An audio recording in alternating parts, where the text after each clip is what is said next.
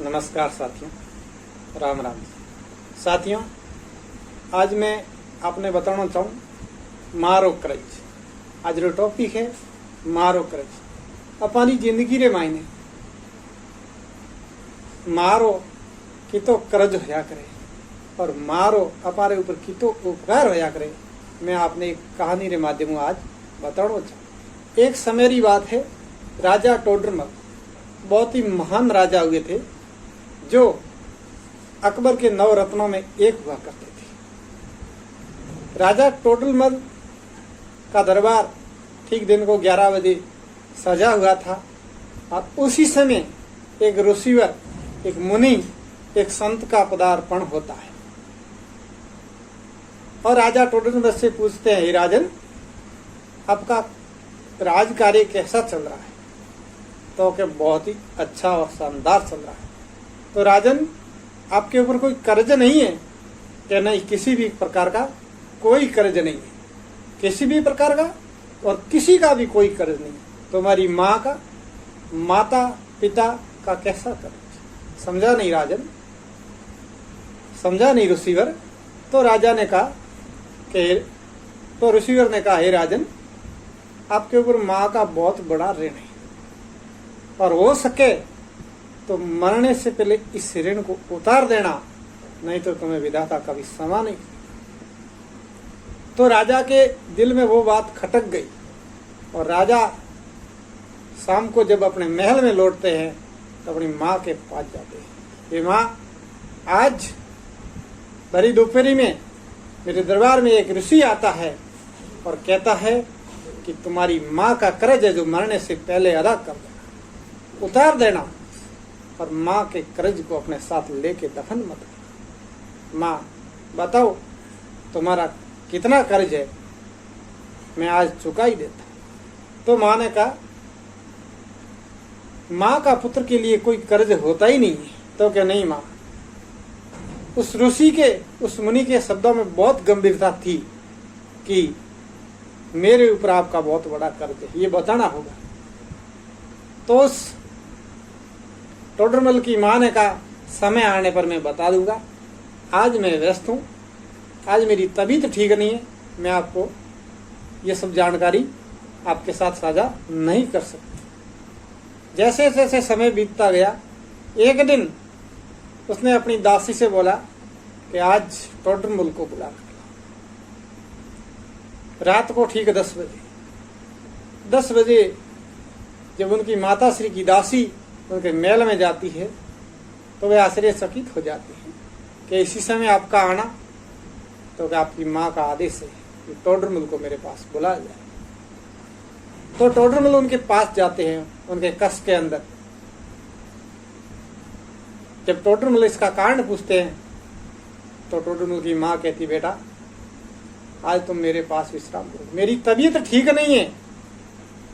तो राजा ने कहा, बहुत सारी दासियां माँ, मैं थका हुआ हूँ, 1 नहीं 2 नहीं 10 नहीं सैकड़ों दासियां आपकी हाजिरी में लगा देता हूँ, मेरा यहाँ ठहरना क्यों जरूरी, क्या जरूरी? तो टोडरमल की माँ कहती है, नहीं बेटे, आज मेरी तबीयत ठीक नहीं है और इसलिए तुझे मेरे पास ही, मेरे कक्ष में ही मेरी सेवादारी, मेरी खातिरदारी करनी होगी। तो राजा टोडरमल अपनी माँ का हुक्म मानकर, आदेश मानकर उनके पास सो जाते हैं। जैसे ही उसकी माँ को लगता है कि टोडरमल को आंख लग चुकी है, लगने ही वाली है, तो वो कहती है कि बेटा मुझे थोड़ा पानी, मुझे प्यास लग गई है और मैं उठकर पानी नहीं पी सकती। तो राजा टोडरमल उठकर उस अपनी माँ को पानी पिलाते हैं। जैसे ही वो पानी राजा टोडरमल उसके हाथ में थमाते हैं तो उसकी माँ उस पानी को अपने बिस्तरों पर गिरा देती, छोड़ देती है अपने हाथ से और वो बिस्तर पूरे गीले हो जाते। राजा टोडरमल अपनी माँ को उठाते हैं, फिर वो उस पर दूसरे बिस्तर लगाते हैं और थोड़ी देर बाद टोडरमल सो जाते हैं। जैसे ही टोडरमल की आंख लगती है तो वो कहती है, हे बेटा, मुझे बहुत प्यास लगी है, पानी पिलाओ। इस प्रक्रिया को राजा टोडरमल की माँ ने 4-5 बार दोहराया। जब 5वीं बार राजा टोडरमल की आंख लगी, गहरी नींद आई, तो उसने कहा, हे बेटा, मुझे प्यास लगी है, पानी पिलाओ। और उसने फिर से अपने बिस्तरों पे और अपने शरीर पे पहने हुए कपड़ों पे वो पानी गिरा दिया। तो राजा टोडरमल उत्तेजित हो गई कि माँ ये क्या कर रही हो, मैंने तुम्हें 5-6 बार पानी पिलाया, एक बार भी तुमने पिया नहीं और सारे बिस्तर गीले कर दिए, ये क्या तरीका, नहीं होगा मेरे से सब। अपनी दासी को बुला लो। दासी को भेजा, नहीं बेटे रुको, दासी को मत भेजो, पहले मेरी बात सुनो। आज तुम माँ का कर्ज उतारने के लिए आए थे, सुनो तुम्हारे ऊपर मेरा कितना कर्ज है। जब तुम मेरे गर्भ के अंदर 3 महीने के थे, जब तुम्हारे पिता युद्ध के अंदर वीर गति को प्राप्त हो जाते और तुम्हारे दुश्मनों को ये भनक लगती है कि रानी के गर्भ में, रानी गर्भवती है और इसकी हत्या कर दी होगी, मैं मेरी वफादार दासी के साथ, दासी के कपड़ों में जंगलों में चली जाती हूँ अपने महल छोड़कर, और वहां मैं जब तक तुम्हारा जन्म नहीं होता है और उसके बाद भी कई वर्षों तक एक कुटी में एक गरीब महिला के तौर पर पूरा जीवन बिताती हूँ, जब तक तुम बड़े नहीं हो जाते। लेकिन तुम्हारा जन्म कैसे होता मैं बताती हूँ। जब तुम 3 माह के गर्भ के अंदर थे तो मैं जंगल में चली जाती, और जब 9 मास पूरे होते हैं तो मुझे प्रसव पीड़ा होती है।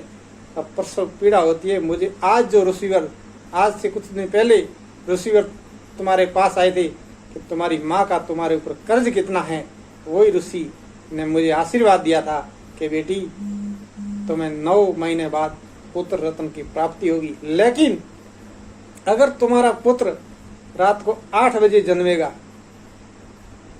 तो वो संत बनेगा। अगर तुम्हारा पुत्र रात को 12 बजे जन्म लेता है तो वो सौर बनेगा।